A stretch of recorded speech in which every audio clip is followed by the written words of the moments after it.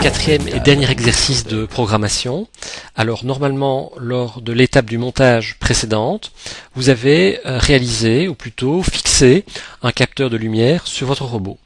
Alors cet exercice de programmation va évidemment avoir trait à ce capteur de lumière. Tout d'abord, pour faire un peu de place, vous cliquez sur cette icône avec éventuellement la main. Alors vous cliquez et vous descendez légèrement la zone de travail comme ceci. De cette manière, nous pourrons aisément fixer une troisième boucle, ce que nous allons faire aussitôt. Donc vous cliquez sur cette icône flux, vous sélectionnez la boucle et vous la placez par exemple ici. Dans cette boucle, nous allons ajouter un nouveau bloc que nous n'avons pas encore utilisé jusqu'à présent. Donc vous cliquez sur flux et le bloc s'intitule commutation. Donc vous cliquez sur ce bloc commutation, vous le glissez déposez à l'intérieur de la boucle. Alors éventuellement, je suis toujours avec la main ici, je peux descendre comme ceci. Alors je vais expliquer très vite ce bloc de commutation, mais avant ça, je vais peut-être ici relier le programme de départ au troisième bloc qui est pour l'instant orphelin. Donc je sélectionne dans la barre d'outils cette icône, outil pointeur, je clique à l'intérieur de cette zone-ci, je ne lâche pas le bouton gauche, la souris, et puis je le relâche lorsque j'arrive sur le bloc qui se trouve juste ici. De cette manière, il s'active. À l'intérieur du bloc commutation, nous allons sélectionner, ou plus exactement insérer deux lampes.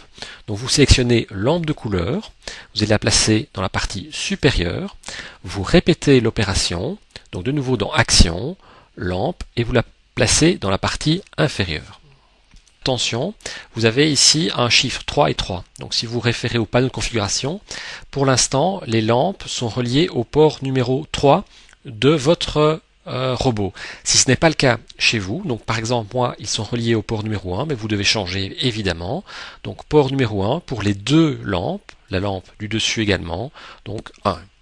Au niveau de la couleur, pour la lampe qui se trouve dans la partie supérieure du bloc de commutation, nous allons laisser la lampe en rouge. Par contre, la lampe qui se trouve dans la partie inférieure, vous la sélectionnez. Cette fois-ci, nous allons la changer et nous allons choisir la couleur verte. Vous devez également modifier les paramètres du bloc de commutation. Donc vous sélectionnez bloc de commutation. Au niveau de contrôle capteur, vous choisissez ultrason. Bien entendu, il est relié au port numéro 4 de la NXT. Distance, vous choisissez une valeur plus petite à 60. Concrètement, cela signifie quoi? Donc nous revenons sur la zone de travail, sur le bloc de commutation. En fait, dès qu'un objet se rapproche à moins de 60 cm du capteur ultrason, la lampe devient rouge. Si ce n'est pas le cas, elle devient tout simplement verte. Voilà, donc l'exercice est terminé, vous l'enregistrez en allant donc dans le menu Fichier, Enregistrer. Le travail est terminé.